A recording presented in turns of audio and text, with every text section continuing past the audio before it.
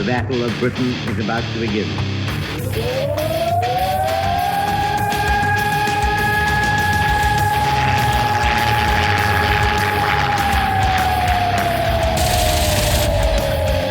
Debrief, we got tank Grognard.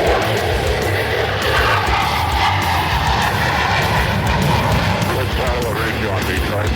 I'm doing out right on the target right now. I've got a couple of these right in front of me. I'm going out for it. Right, I got him. Welcome back to the Lead Machine Podcast. Tonight I'm joined by Steve and Brett, and we're going to talk about Fall In 2023. Yes, we did hang out with historical gamers. No, we didn't beat up any grognards, no matter what our shirts should have said, but that's all right. First off, though, I want to talk about a little bit of the upcoming schedule because we do have a big gap. Nothing going on until Adepticon in March. So it's going to kind of be a chance to refit, recover, and get everything running. Hopefully you all watch some of the streaming. We're going to work on improving some more of that and some of the interviews so that way we'll be able to run both game streams and interviews and bring more content for those of you who don't get a chance to go to Adepticon. But after that, let's talk a little bit about what's gone on in the Blood Red Skies and aerial wargaming world in the last week. So a couple of weeks ago, we had the FAQ drop. We promised that was going to be our next episode. We'll get to that. We'll cover that later. That should be the next episode 116. So 116 will be when we dissect the new FAQ and complain about it and bitch and tell everyone what we think they got wrong. But more importantly, for those that saw on Instagram, we got 2 new test mats from Cigar Box Battles, and they're awesome. They are actually vinyl mats printed on both sides, 3x3 size with hexes. They're super cool. Really enjoyed playing with those. Chris and I and the guys that are playing Aeronautica, we had a chance to use those on Monday night, and they're awesome. So a little bit of glare, still a little shiny, but not as shiny as most vinyl mats you're used to. And the fact is you can get whatever you want printed on them. So got them in double-sided, got them with different maps, with 2-inch hexes put on a bunch of different things. So they're pretty cool. And we'll cover more about those in the next couple weeks. All right, let's dive right in, or fall in, shall we say, to tonight's topic. All right, guys, anything anyone wants to lead off with overall about the event before we delve into the specifics? Yeah, I got one thing. I thought it was going to be more of a fall down, like a kind of a boondoggle where we're going to drink a bunch. But well, that's what I did the first night, didn't you? A little. No, we had a good time, but I mean, we were busy, right? Because if anytime we have a booth set up, people are going to come by. We're going to have a lot of stuff to do, and exercising the streaming table and everything kept us busy. Yeah, so. I think that's my biggest lesson learned was not even having anything hard scheduled. If you have a booth, people are going to come by and talk, which is a good thing. But certainly kept me from getting over to the main venue, as we'll talk about here in a bit. Steve, anything in your overall perspective? No, it was cool, man. Just kind of doing the, like you said, there was nothing hard scheduled, but just kind of doing the talk, chat it up thing, kind of just hang out with other gamers. Yeah, it was busy but fun for sure. Yeah. I was surprised how big it was. My only perspective was the historical, area for Adepticon. I thought, well, if the Adepticon's the biggest show in town, that was, I was kind of expecting it to be smaller than that. It was larger. The historical side was larger than the historical turnout for Adepticon. Yeah, absolutely. I think the number was, what did they say, 1,200, 1,400 people was the number of attendees they expected based on the count from whoever picked up their badges. So it was really good sized. I mean, the venue there at the Wyndham is a little split up. The rooms are kind of in different areas and they're subdivided.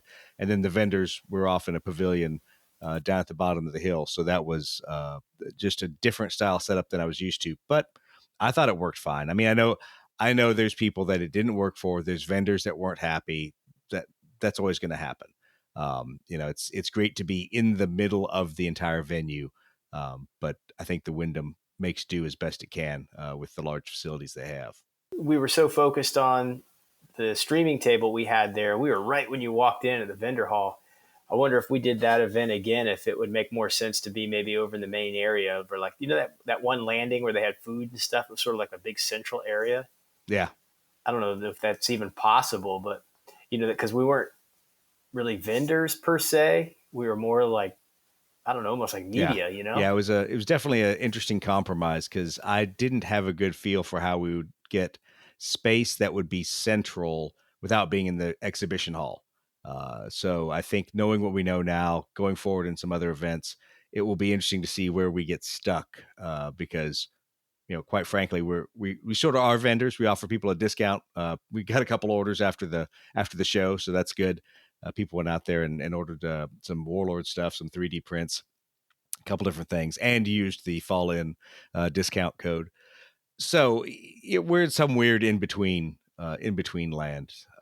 I think we would have been hard pressed to push out the people that were in those central tables there by the food. I think that's probably a high pride gaming spot, but that's quite honestly where you want your streaming and interview spaces and everything to be, somewhere that it's central for everybody.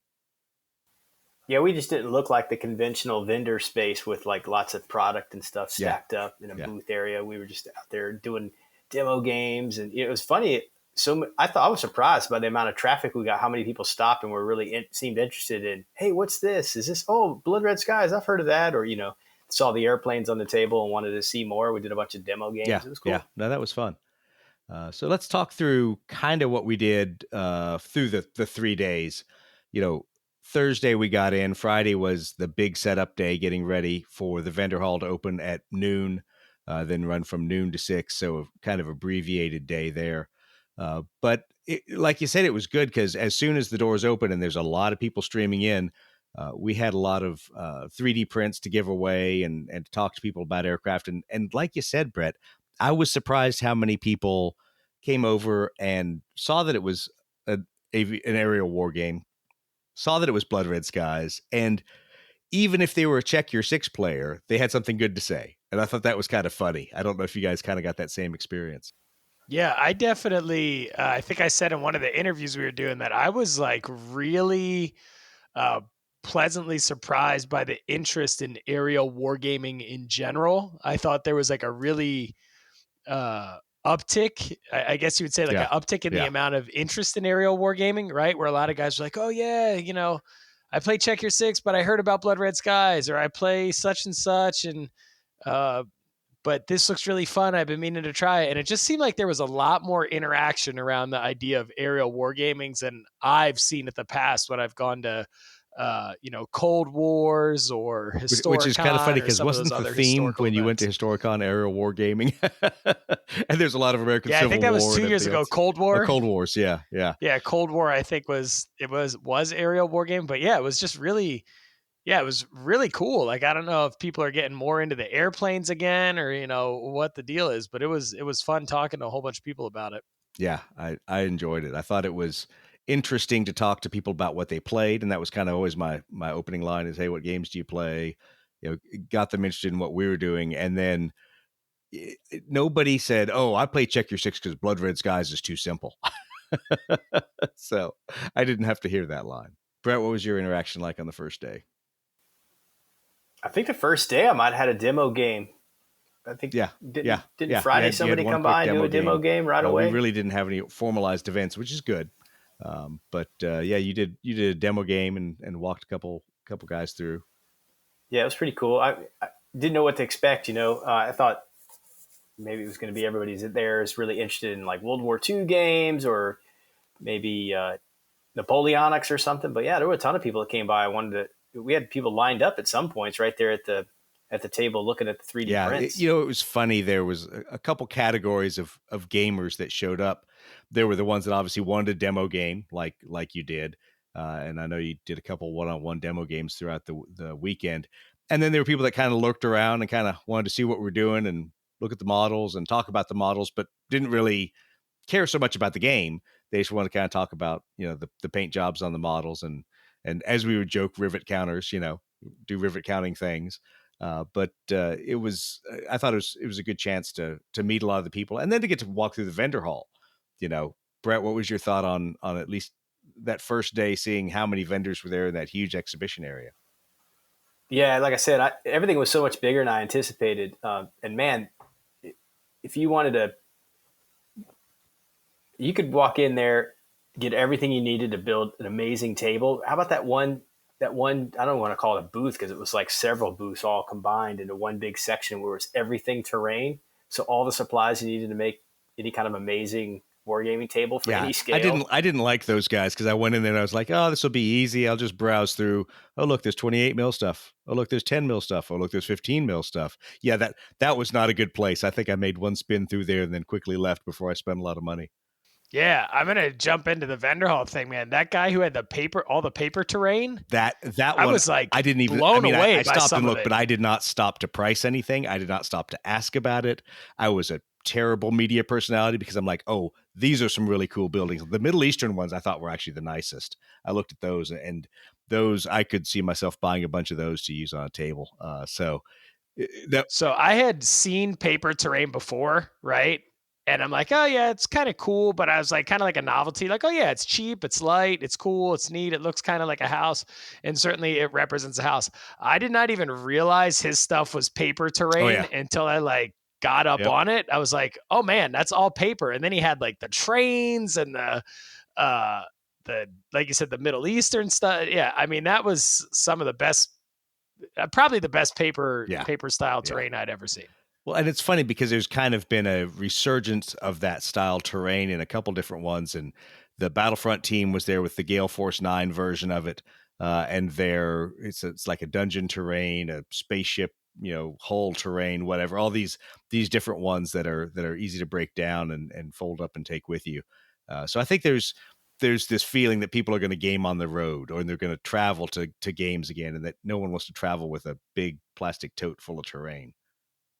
Tends to get to be painful. I kind of got a new appreciation for the guys that show out to, to have a vendor space because, I guess they have to pay a fee to have a space there. It's probably not an insubstantial amount of money. They have to travel from some distance with all their stuff, set it all up, sell some stuff, and hope to sell enough to, make a profit, and then pack all that stuff up and take it back to the next show or whatever. It's a big production. I mean, just the scale of the size of the vendor hall and how much different stuff was there and the volume of product that was available there. I mean, there was one guy I can think of. I actually bought one of his models. He was a commission painter and he had a bunch of his stuff there that he was selling.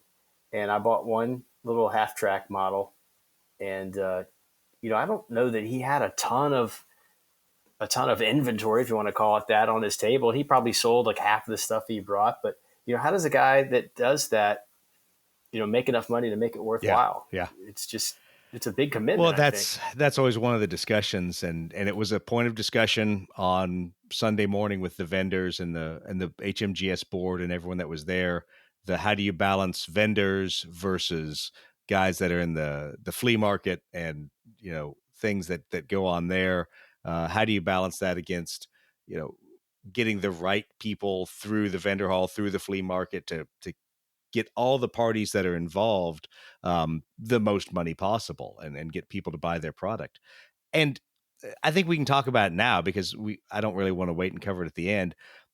There's, at least for me attending this for the first time, attending Fall In, there was a lot of crossover, at least in my mind, between the vendor hall and the flea market. And I was kind of surprised about that. There were a few vendors there that seemed more like flea market vendors, but I guess because they're recurring people and they're willing to pay a large fee for that booth, they're in the vendor hall, but they're selling, like you said, a handful of commission painted miniatures, or they are selling a random collection of books that might be about historical topics. Yeah, or secondhand models and stuff. All those, I know what you're talking about. The only thing I could say it was different from my perspective between them and some of the, random folks out with their stuff at the flea market was just the amount of stuff they had, right? So I'm thinking about the guys who were like secondhand selling scale models, right, or collections of, all kinds of different used armies, from Napoleonics to whatever, or the used book guy or the video guy. All that stuff was kind of like secondhand, if you will, like you might see in the flea market. But whereas it might have been in the flea market, one person's personal collection of some stuff in a couple of boxes or whatever. These booths in the vendor hall that were sort of like that. It was stacked floor to ceiling, like all the way around, tons of stuff. Yeah. So the the other funny part of it is the attitudes of vendors and flea market sellers. I'll call them. I don't know what you call them. Hucksters over there selling their wares. I think most of the vendor hall was pretty good at interacting with people, but I'll be honest, I was still surprised. There's times you roll into a vendor's booth and you kind of felt like you were offending them a little bit that you were there, and God forbid you asked a question. Steve, I think you had the best comment about, see right there on the book it says what the title is. Yeah, it's a weird dynamic. I mean, I feel like even in the vendor hall, you're still gonna deal with I don't know, we'll say the oddities of historical gamers' personalities, right? Oh, yeah. So like you're still gonna get that little, that little bit of historical gamer personality there in the vendor hall, but yeah, it was cool. I mean, I thought at first, I was like, oh, this kind of stinks that the vendor hall is separated from the main convention area.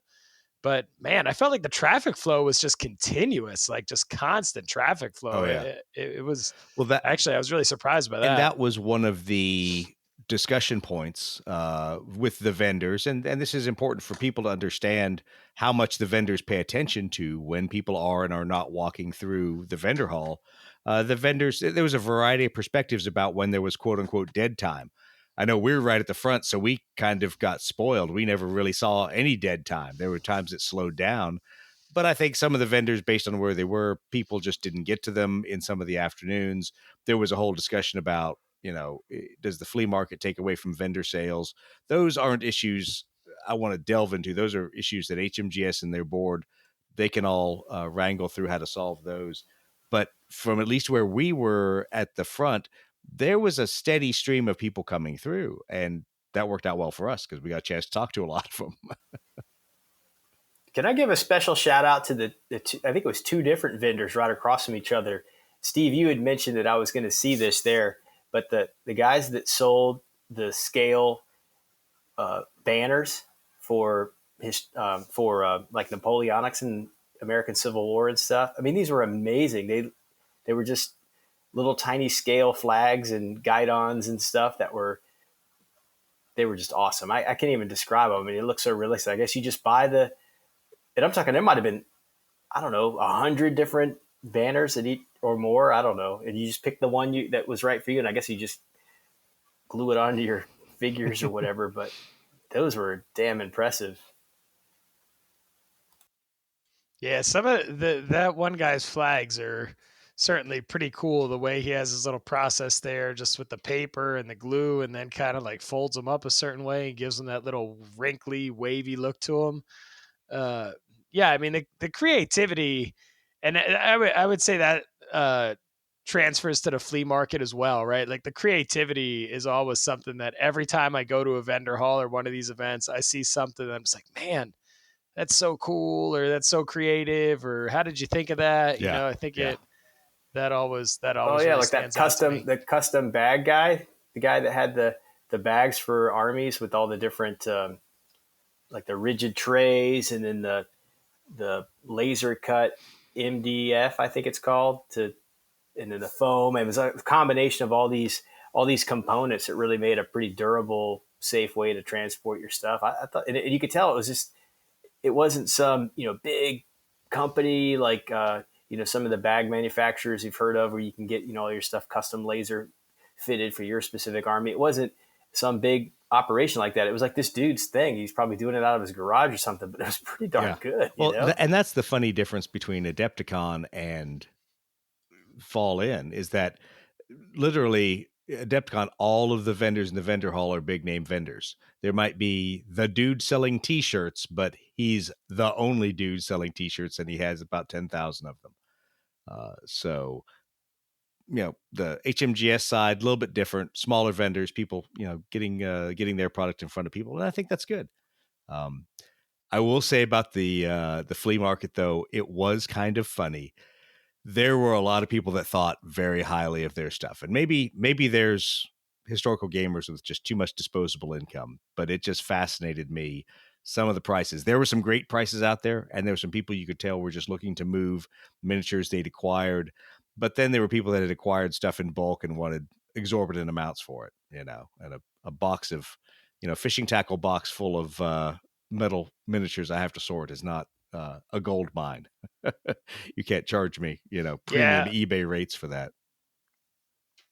I was kind of bummed by the flea market too. And I'm like not a big flea market guy, right? Like I'm kind of like, oh, if I'm going to pay $8 for something, I'll just pay $11 for it, and I'll just have like a new one, right? So flea markets aren't really my thing. But I had this bolt action game coming up, and I was like woefully unprepared for it. So I went to the flea market like, man, if I can find a Sherman tank with some pieces missing that's kind of painted, or if I can find like some kind of American half track that I can play tonight that's kind of falling apart, but I can get a bargain on it, I was ready to buy up all kinds of, American armor or stuff like that. And it was, like you said, a little disappointing. Not even, just kind of the stuff that I saw was either like, I wouldn't even call it like flea marketable. I would say like it'd be more like a box lot at an auction, right? Like it was just beat. And that was the funny thing. So there was some, things that I like. There was a nice Imperial Fists army over there for $40K that I looked at. Was not going to buy. Don't need any more 40K miniatures, but it was nice. And the guy had a couple nicely painted armies there. There were some extraneous random vehicles for like 30K, 40K that were reasonably priced that I would have picked up. There was some stuff that was crazy expensive just because it was, things you can't find in the box, in the wrap anymore. So those were some cool things to see over there, and people wanted premium prices, and I get that. They think they can demand that there. But it was so funny because some of the people you knew had bought things at estate sales or bought it in a lot of something because they hadn't even sorted it. It was a box, a Tupperware container of Star Wars micro machines, and you want $150 for that. And I'm like, really, dude, you just bought this at some estate sale and dumped it in a Tupperware container. No, it's not the same cost as if they were all in the blister pack. No, sorry. Man, I wish I would have seen those. They had two different sellers had like the Tupperware containers of Star Wars micro machines. Sorry, should have pointed them out to you. I was looking for Star Trek. I couldn't find any Star Trek ones. What's that?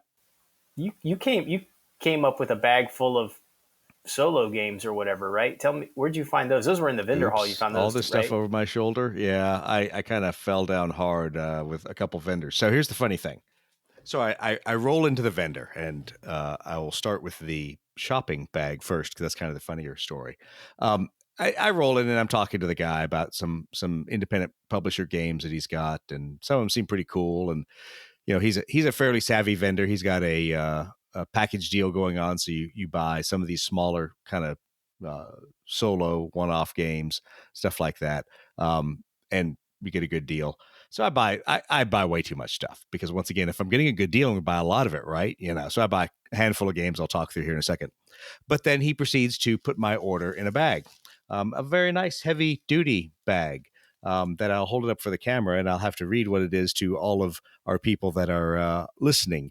It is a Origins 1998 plastic bag. Yes, from Origins in 1998. He must have still had a warehouse full of these bags. So that was kind of funny to me. That was just shows how some things don't ever get used up in the gaming world. But anyway, talk about what I picked up. Hold on a second. I'll get that. So the biggest thing I got was another Midway game, not from any one of the standard publishers or Avalon Hill or any of those guys. But I got from Turning Point Simulations. I got their Midway game. And I got an expansion for free with that. Once again, sucker me in. I'll buy the game if you give me the expansion. But then I got a lot of other cool stuff. So I was on my... They look like it still has a shrink wrap on it. Yeah. So that's a new production one. So I got copies of a couple of different magazine games like Buffalo Wings. So Ken Nat, I'm sure you'll be happy. I have this great game about your favorite airplane, the Buffalo. I got, let's see here. Oh, yeah. Chenault's First Flight. So Chenault and the Flying Tigers, a whole Flying Tiger game in that magazine. Arab-Israeli War 1, 1973. northern border. A cool one, small indie game about always forget it. Operation Praying Mantis, the GoPlats when we took out the Iranian gas and oil platforms, and then a very apropos one, Rain of Missiles about the 2012 fight in Gaza for taking out Hamas's missile program. So a lot of cool aviation and aerospace themed games, and like the indie ones, they're all homemade counter sheets that you glue together and cut up and do all that kind of stuff. But who cares? I mean, for $15-20, it's fun to have a cool little game you can put together and play and see what somebody's take on a historical event is. Those games give you a lot of insight and ideas for other mechanics for. Oh yeah. It's always good because you get ideas for other games or for just expansions to Blood Red Skies or something else. You say, oh, I remember seeing this in this game, and you could do something cool that way. Like some extra scenario or something. Yeah, absolutely. That's cool. Yeah, I knew you came away with a big bag full of stuff. I didn't know how much damage you did. Well, that was just part of the damage. Then I bought some old miniatures and other things like that were still in the blister packs as I went rooting through people's, bargain basement things there in the vendor hall where they were all in mass containers of Tupperware. So I got some of that for full thrust and some Star Trek stuff and some other nerd miniatures. So what did you guys find? Anything else, or was I the big spender? I found those 2 Galans. Oh, that's right. Kind of stoked about that. You're going to make all your money. It's going to put the kids through college selling the Adolf Galland. Pay for those margaritas, maybe. Yeah, exactly. Somebody picks up those Galans. Or one sticker book in the flea market. Oh yeah, the World War I sticker book for the girls. That's yeah. You didn't get that though. I didn't. No, it was a little pricey for me. Something. Yeah, I mean, $20, man. I only went away for 2 days. I mean, I'm not going to buy a $20 gift for you girls. Adepticon, maybe, right? You gotta pay that one. I got this. I got this half track that I'm gonna weather up and stuff for my bolt action That'll list. Be good. It's kind of cool. It's got a little turret on it and stuff. So anyway, that was my only real purchase. Okay, well, let's talk a little bit about Saturday. Saturday was a busy day, obviously. You guys started off by playing Air Medals and Iron Crosses, one of the games out of your currently ongoing campaign, and that just went to YouTube today. So I just finally got off my butt and got the audio and everything all edited, got it posted up there. So if you didn't get to see the stream and you want to see Steve and Brett play a campaign game and watch Brett's JU-88s absolutely decimate Steve, then go ahead and watch that one. So I think that was a fun game. It gave us a couple of interesting rules questions, but you guys seem to have a good time playing it.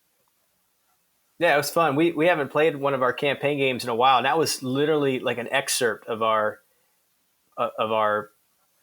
campaign game that we had. It was supposed to be our next one. I think it was 1,000-point priority target mission. And each of us had probably a dozen. I think I had 13 aircraft on my duty roster. He probably had about the same. So that would have been a lot to play in that venue, right? Yeah. With people coming up and So it was the first time I would have had the chance to play JU-88. So it was just a chance for us to kind of dust off the campaign and just have a fun game. But I also wanted to run those JU-88. So what we did is we ran our full card deck, just like we had, deployed all 13 planes or whatever per side, but we only each fielded one element of 3 aircraft. Or I think I don't know if it was just 3 aircraft, but it was a certain number of points. It was about 250 points worth of aircraft. My JU-88s and I think Steve had some Spitfires, and we just did our thing as if we deployed everything, but of course we only deployed each an element. So it was a quick game. Yeah. And it was fun. It was a good time. Steve, how did you like getting savaged by the JU-88Cs? Dude, strafing ships is brutal. I think we've played a lot of priority target missions in the campaign, and I think that's the first time we ever had a ship actually destroyed in a priority target game. Man, that's strafing attack with heavy hitter, and that was brutal. Well, one thing I think we learned that, if we were going to replay that mission, the splash barrage could have been pretty effective, right? Because I had to get that barrage or to get the strafing in. I think at one point a regular barrage really had no effect because of the ranges involved, but a splash barrage might have been kind of cool. And I don't think we've ever even done that before. Yeah, I know we haven't. When we played the Malta scenario, we didn't use splash barrages. We used regular ones, but yeah. I think, I don't know if controversies, that's probably too strong a word, but I think I've heard some people complain, or maybe you mentioned it, that people sometimes complain about just how powerful heavy hitter is in strafing ordnance, especially against ships, right? But I like it. I think it's appropriate because you're not doing any damage whatsoever with bombs, right? So if you can get somebody to that target who just happens to have those traits, you can do the Lord's work on a ship, right? Yeah, I mean, I thought it was cool. I didn't mind it. I mean, it is what it is, right? If the plane's got cannons on it and it's strafing a ship and it's got a heavy hitter trait that it hits harder when it gets closer. If that's the idea of heavy hitter, then yeah, but I think by all means, you get the closer to the complaint ship, hit is harder. that it's the auto crit, so that when you hit, you get an automatic crit, which means you automatically do both a hull and a point damage. So, unlike everybody else strafing it with heavy weapons, they're just knocking turrets out of the way, maybe getting a hull hit. You're definitely sinking that ship via a hull hit or two pretty quickly with heavy hitter. But whatever. I think it's a continual argument we've had about, do you get to apply that to ground targets? And some people will say there's other traits you should use, but whatever. Who cares? We use the traits we want to because it's our game, and we'll do what we damn well please. All right, so tell me about the next game you guys played. Brett, what was this crazy combined air and naval game?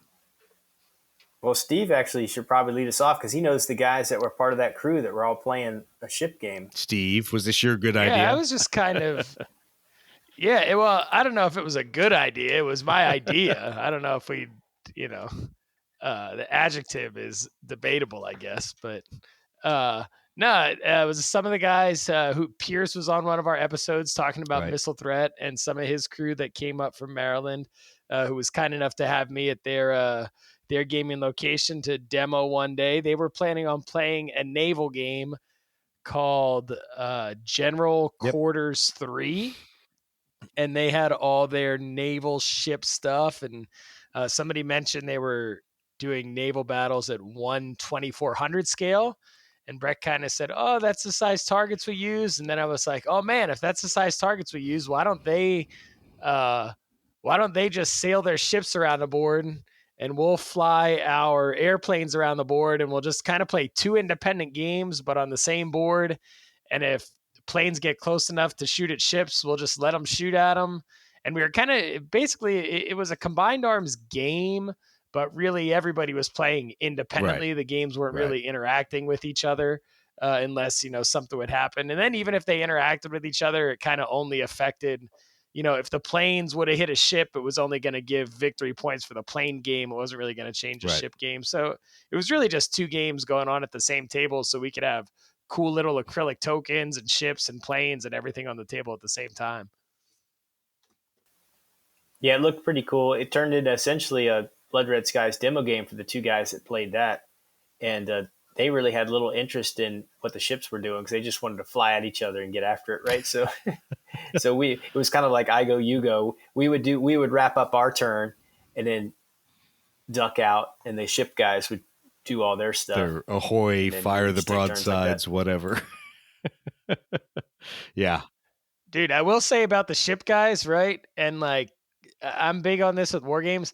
They came prepared with all the little trinkets and chits and widgets, all the acrylic splash, acrylic torpedoes that were marking out torpedo paths, the cotton ball fire plumes. Those ship guys came with it. There's a lot of respect there for that. When you got when you got a tackle box full of widgets and stuff to put on your board, dude, I'm down. I like the way it looked for sure. Yeah, it seemed like it was pretty fun to watch you guys play the two games playing on the same table, but not simultaneously. And it worked out because Blood Red Skies plays fast enough. You could play that while the ship guys are all writing their orders and plotting their movement and doing all that. So I think it worked out. I think it was fun. Was Saturday night the margarita night? No, that was Friday. Saturday night Friday night? was the regular dinner, and then it was you guys going back to play bolt action. So That's tell right. us about bolt That's right. action. How did you manage to figure out how to play bolt action with no rule book, not enough dice, and no knowledge of anything other than how to push little troops around the field, and no terrain? We just grabbed. Yeah, we didn't have anything but our models and some very small list for each of us. I think 500 points we each had, so not a big collection. But we ran over to the gaming area where they had, I guess, some time earlier concluded a big bolt action tournament, and the guys that ran it, I guess, were still there policing up their terrain and stuff. And we just, gave them puppy dog eyes and asked if we could please play a game on their terrain. And maybe, oh, by the way, could you help us? Because we don't know how to play. Can we borrow your terrain, and can you help us with the rules, and can you actually proctor the game? Yeah. Oh man, I didn't have my order dice. You guys get an F. I didn't have fucking We didn't have order F. dice. We didn't have regular dice. We didn't have anything. I should have made you all strip off all LPP freaking logo gear when you went over there. Do not embarrass the podcast, you freaks.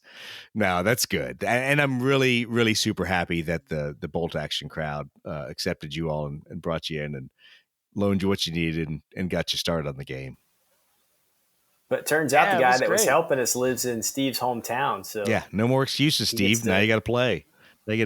Yeah, it's awesome. The guy who helped us lives like 10 minutes from me, so that was kind of cool. And they were super helpful too. And you could tell they were like they were tired as hell, man. They were like having a hard time keeping their eyes open. And they're like, who are these suckers that come in here at the nth hour and want us to do something to play? I haven't eaten all day. I'm hungry. They were super super helpful and super nice. So if you're one of the bolt action guys from Fall In, Lead Pursuit owes you beer, and I'll pay up for these two sorry sacks.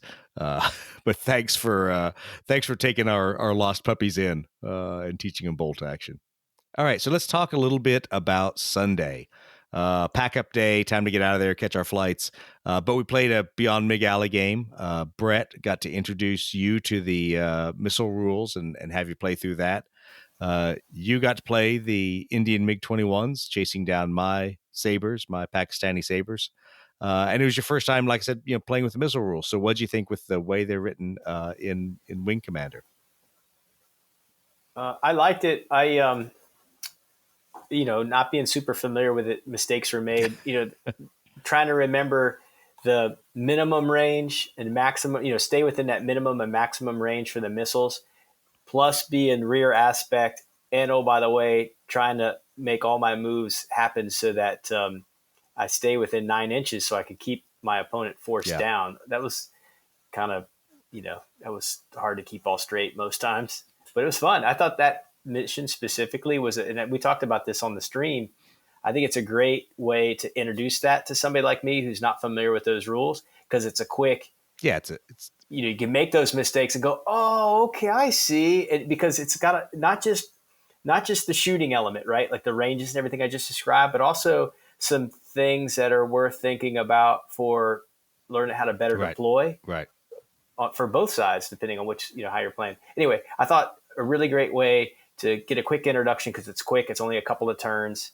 And I think you could leap from maybe a couple of runs of that into like, okay, we're ready. Yeah, and it's a good game for you to play twice and switch up who's playing either side, get a feeling for the missile rules and for how they work, and then you can go play one of the other scenarios where you may have more aircraft with missiles.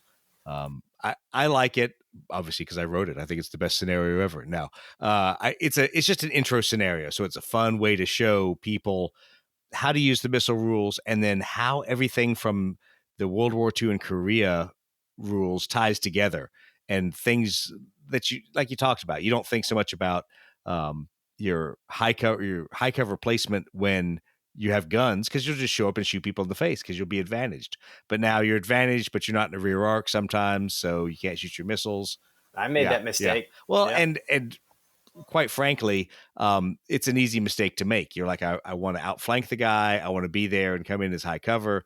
But all you're doing is as we'd say, a high-speed cheerleader there. You're basically holding him down with your 9-inch bubble around that airplane. But that's useful, but that's not going to keep keep them from getting off the board or from doing other things. So I don't know what the consensus is or the general thought is about missiles and jets and stuff, but I thought it was pretty fun. I didn't think it broke the game in any way. It seemed certainly familiar to regular Blood Right. Red Skies gameplay. Just the ranges were obviously different, but it seemed like a natural evolution for Yeah. that era. I didn't think it was weird in any way or like, oh my gosh, just it wasn't like my cheese got moved because we were playing with jets. But man, the MiG 21s look awesome on the stands. yeah, I mean, Casey did 1 to 200 MiG 21s. he did a great job with the MiGs and the Sabres.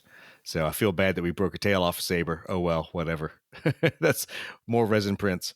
But yeah, it was a really nice job done by Casey on those miniatures that we used. So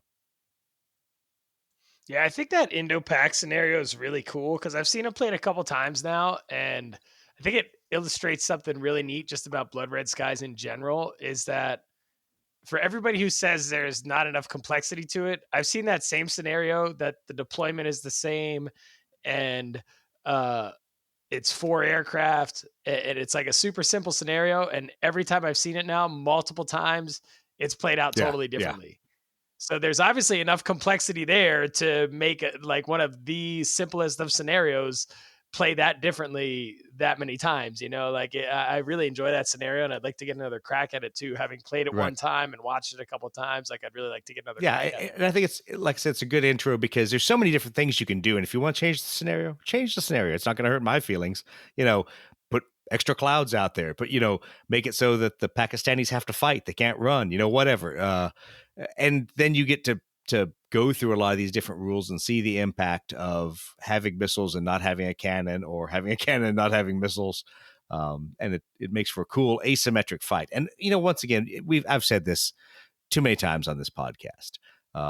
I love asymmetric scenarios that are not balanced. It's if everything's perfectly balanced, it doesn't feel like real life. This was real life. The Indians didn't have guns; they had missiles only. When they shot all their missiles, show's kind of over at that point. Whereas the Pakistanis had guns, but they were too busy trying to run out of there and get away from the MiGs. So I think it's a fun scenario. All right, so we've covered kind of all the big ticket stuff, but what we haven't talked about is what most people go to Fall In for. What games did you play up in the gaming hall, or what games did you see? So I'll throw it over to Steve first, because I know you went up there and you got to see some cool things that were being hosted. Yeah, I think the coolest thing that I saw was the All's Quiet on the Martian Front. I Yeah, think it was yeah. called. Yep. Was that the name of it?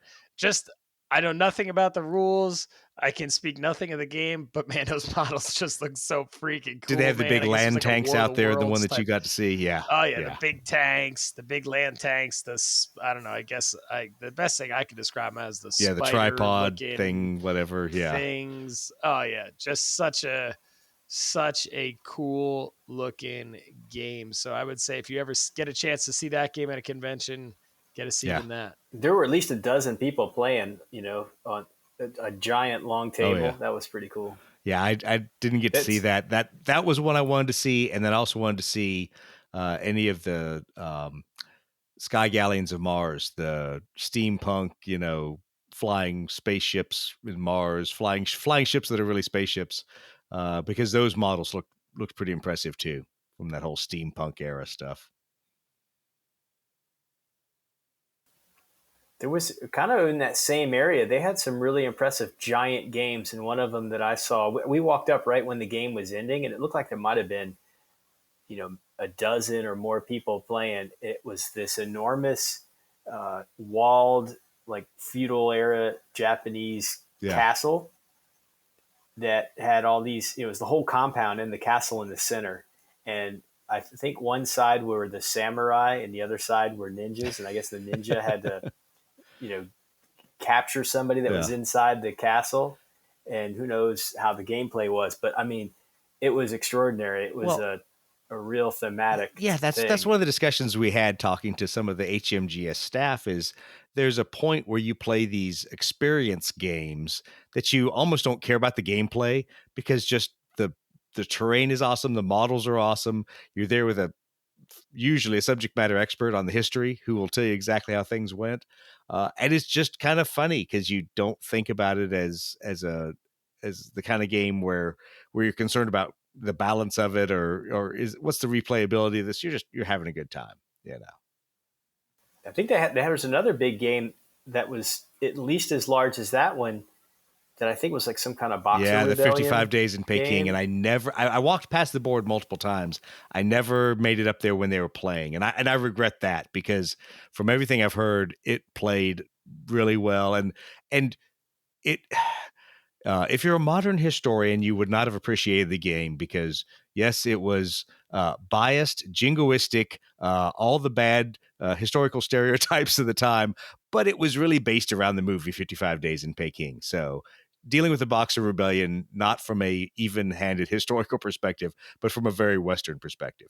I saw another really big table. It was 28 millimeter, I think. It was just a giant table, and it was a big Afghanistan, modern combat in Afghanistan scenario. There were Humvees. It looked like, I just kind of walked by and watched for a little bit. It sort of looked like some village and a convoy was trying to move through the village and maybe took an IED or something. And I don't know the guy that did that setup, but apparently he's an award winner and he always throws a good game. And everybody was pretty happy to play in his force on force rule set doing Afghanistan. So I know a lot of people have panned force on force as a game, but apparently the way he's got everything set up, he made a good run of it, and everybody had fun because the guys from Little Wars TV were talking about, a lot of other guys were talking about how cool that game was.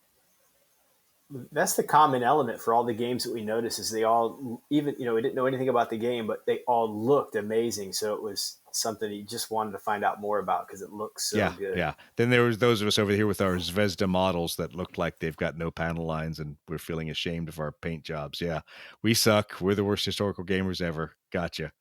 Next. Now. Man, that Afghanistan game had two giant artillery pieces on it, I think, at the end of the board, didn't it? And those models were just crazy cool, man. I'm so frustrated because I didn't get to catch any of the aerial war games. Every time I went up there, they were already done, hadn't filled any seats, whatever. There's a variety of different things. Literally, I missed every one of them. I missed our Blood Red Skies guys up there. I didn't get up and away from what we were doing. I didn't prioritize getting out from the table to go see them. So I feel kind of bad, but there was a lot of cool games. And in all fairness, there were also a lot of games I didn't care about. The 375th rendition of some battle of the English Civil War. Couldn't have cared less. But the models did look beautiful. So I have to give credit where credit's due. We saw some Wings of Glory stuff. I saw they were playing that. Yeah, I take that back. That was the one game that was underway when I went up there. And they're doing World War I Wings of Glory. And so I nosed around and said, yep, Wings of Glory, and then left. I'm actually a little disappointed because usually I count on seeing at least 12 or 13 different rendition homebrewed rules of Day 2 of Gettysburg, and I didn't see any the whole time we were there. That's because they all played them out at Adepticon this year. Don and thought I was at the wrong Don event. And those guys played every day at a 1-to-1 scale at Adepticon. So yeah, no one's playing American Civil War Gettysburg right now till the summer when we can play it in 1-to-1 with Roger. How does that sound?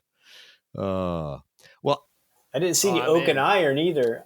Yeah, would have been kind of I cool didn't. I was trying to think what like pirate games I did see, and I can't remember. From my side, there was definitely Blood and Plunder. Yeah, going I think that's what I saw being played. I don't remember. There were a lot of homebrew tweaks to stuff that I was walking around seeing that were kind of interesting. I didn't get to see the Aerodrome guys. They were playing their X-Wing version of Aerodrome. I think that was on Saturday, and I didn't get a chance to go see that. But yeah, they've got their Space Fighter version of Aerodrome, so that should be worth seeing and worth playing. Hopefully, they'll have that NashCon. Oh my gosh! How'd you not know that? I didn't even know that was. I know how, because you didn't read the schedule that I wrote for you. I'm really upset now because I have my, do they have different wings or pins or badges you can get X-Wing Space Fighter wing pin for shooting somebody down? Oh my gosh, I gotta keep my eyes out for that now. Man, you're just a pin collector. What a You're the bummer. guy that goes to Disney and trades pins, don't you? Doug, you didn't see any of that homebrew Epic stuff, did you? There Oh, was I like did. So, Did you? yeah. I missed So it. I saw 3 different renditions of Epic. There was what I took to be standard. I think it was I don't know which edition. I think it was Net Epic is what they were playing. There were 3 or 4 tables that were playing that when I went over one evening. I think that was Saturday evening. I saw some homebrew Epic scale stuff going on, and then the one that I saw that was hilarious to me, that was super cool, brought back all kinds of nostalgia. Somebody had a copy of the Space Marine second edition rules and all the miniatures and some of the Titans from the second edition Adeptus Titanicus that weren't even painted. I felt like they had literally bought the game in Wally's basement and put it together, and they were playing through in the sci-fi section on Saturday night, and that was awesome to see. That was super cool because that brought back all my memories of playing second edition Space Marine and Titan Legions and all those. But that's all right. I'll get all that when Legion Imperialis eventually comes out in 2027, whenever it's released. So, all right. Well, that kind of summarizes most everything that I saw during my time out there. Brett, anything else that you saw that you wanted to share with the crowd? No, I just, again, I was kind of impressed with the size of the thing. I didn't know what to anticipate. It was certainly bigger than any of the historical stuff at Adepticon. So I was pretty impressed. And it was, I thought we got a lot out of exercising the stream setup. Steve's done an amazing job enhancing that. It just looks better every time we put it up. Yeah, it was good. And I was glad we got to do the interview booth because that kind of was one of my pet rocks. I'd wanted to try to work through and get that going. Well, Steve, what are your takeaways? Yeah, I'm excited. I really liked it. I think it was another good time to exercise kind of that proof of concept of our, like Brett was saying, the streaming booth. The interview booth I thought went great. And I mean, I guess kind of our Super Bowl is Adepticon, right? So I feel like now between last Adepticon, setting it up at John Con in Oklahoma, and now Fallen, I'm feeling like people should be putting Adepticon on their calendar early this year, because I think Adepticon's going to be a pretty crazy show coming up here in a couple months. Oh yeah, and we know we have other games and organizations that want to stream with us. So we know Bolt Action wants to do that. The guys over at Battlefront have talked about wanting to do that as well for some of their games for World of Tanks. So there's a desire for other people to come over and be streaming. We'll see how the whole layout works.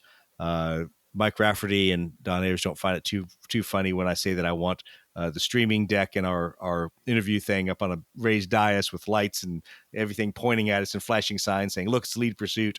They don't find that too funny.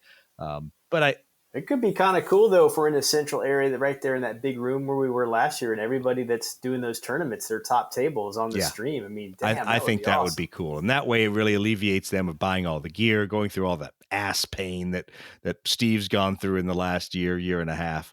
To figure stuff out, and the ass pain we're still going through when we change one piece of gear and suddenly all of a sudden we wonder why nothing works right. Well, dumbasses, it's like every convention is like just a digital colonoscopy. It's freaking just like a constant ass pain the whole time. No shit. No, I think things will be tighter. At least nobody has to look at our overhead truss system and say that they're afraid it's going to fall over anymore. So I think at least that part we've cracked the nut on. So but overall, I thought it was a great convention. It was certainly good to go to a historical focused convention that was that big. I'd done NashCon. NashCon's nowhere near the size of Fall In, and definitely not the size of Historicon. So the question that everyone's going to be asking us is, are you guys going to Historicon? I don't know. Steve, Brett, do you want to do Historicon? Man, it's a no-brainer for me. I mean, it's only an hour away. I'm down for Historicon. Can I qualify that because we can get the band together? I had a unique cultural experience, 2 unique cultural experiences in Pennsylvania with this. It's only an hour away. First of all, I mean, we are an Amish country, so it was the first time in years I had seen Amish buggies with like flashing red lights on them so you don't hit them at night when they're out with their horse and buggy. But more importantly, what is it with Pennsylvania? Do people not have highways? I mean, the drive from the airport there, we took like every back road. I think I actually saw the expressway like once on the way to the airport. Steve, would it be faster for you to actually drive a highway in Pennsylvania? I don't know, man. I just follow wherever Waze takes me. I'm just a blind, I'm just a servant to my cell phone, I guess. Exactly. Wherever Waze takes me, Just that's going how I go. wherever it tells you. Oh, But it's also November, so our highways here are like, I don't know, they're kind of like straight stretches of potholes. Really, they're not much highways, honestly. that's no fun. I'm good with skipping out on that. Brett, any thoughts about Historicon in the summer? It's just summer's tough for me, with all the other obligations I have. So we'll see. It's just if it doesn't coincide with an obligation of, Get your priorities straight. Lead pursuit's the most important thing going on. We need the lead pursuit RV. That's what we need next. Like I said, don't tempt me. Don't tempt me. I'll go be down there in Honest John's freaking RV sales negotiating for for a fifth wheel and then have to buy the truck to drag it around. Yeah. That would be fun. All right. Well, thanks, guys. I appreciate you taking the time to go through and talk about what we saw at Fall In. I realize we're not the big name podcasts. We're not, the guys that are always out there covering those historical events and those historical conventions. But I have to give a huge thank you to the staff of Fall In. They rolled out the red carpet for us. They took really good care of us. They made sure we got everything we needed. And the Historicon staff, they're already asking, can we come support? They're interested in having lead pursuit there, both for the streaming table and then just for our winning personalities. Apparently, they haven't listened to our podcast and realized what a bunch of horrible people we are. But no, I think from my perspective, I'd love to support HMGS. I'd love to be able to support Historicon this summer. Schedules being what they are. Schedules are kind of tough in the middle of the summer. So we'll see. I would say stay tuned and listen to our updates and watch our social media pages and see if we decide to pitch a tent at Historicon and figure out what we're going to do. All right. With that, I'll leave it with Steve's favorite term. Keep climbing for advantage.